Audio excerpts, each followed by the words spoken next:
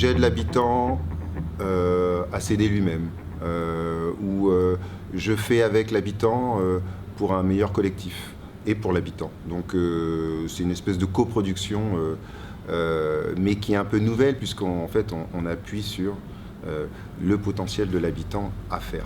Donc voilà, c'est un peu la position notamment de l'administration qui peut travailler sur l'empowerment. Voilà. L'exemple le plus frappant, c'est ce que j'ai vu en allant en Australie. J'étais dans une mairie à Perth et en fait, ils m'expliquaient, ils m'ont montré que des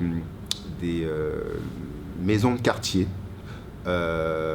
étaient organisées sur le territoire et que en fait, la mairie s'occupait de la maintenance du bâtiment, que la mairie avait fait une étude globale sur les besoins de la population et qu'en fait c'était l'association, les habitants, ou en tout cas l'association à qui on confiait la gestion, qui organisait les activités selon les besoins des habitants. Ça voulait dire que la mairie s'occupe que du bâti et c'est à l'association, aux habitants d'organiser eux-mêmes les activités. Et là, c'est une vraie coproduction, mais avec une force d'organisation de la part des habitants. Et comme les chrétiens sous l'Empire romain, c'est diffuser la bonne parole, en fait, hein, parce que là, je pense qu'on est déjà convaincus.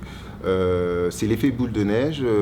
Sont de bonnes idées, sont pas des idées extraordinaires, mais elles sont extraordinairement difficiles à mettre en place.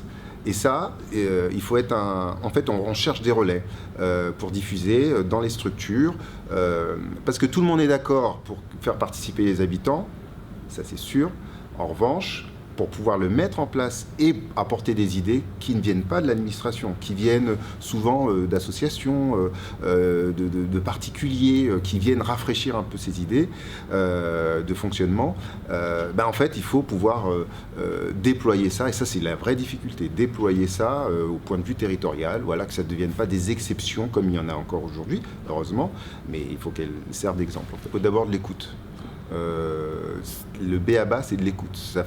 Vous pouvez poser des questions aux habitants. N'importe quel habitant, vous lui demandez c'est quand la dernière fois que votre maire ou vos services municipaux vous ont demandé votre opinion. Déjà, quand vous aurez cette réponse, vous direz ah ouais, ok. Une fois qu'on a ça, c'est effectivement aussi faire cette communication pour expliquer la ville à ses habitants de manière vulgarisée, accessible aussi, et puis organiser ce réseau on va dire de référents, de participation citoyenne, mais de toute nature. Il n'y a pas que les comités de quartier, il y a les assos, etc. Et travailler sur ce réseau-là et les mélanger. Et ensuite, effectivement, les accompagner sur de la formation ou pas. J'ai vu des expériences à Montréal sur la pédagogie à la participation dans des débats. Enfin, il y a des choses extraordinaires à faire, mais c'est déjà bien connaître sa population, savoir ce qu'elle pense, l'identifier, la mettre en réseau, et puis lui donner des résultats hein, quand les choses sont faites.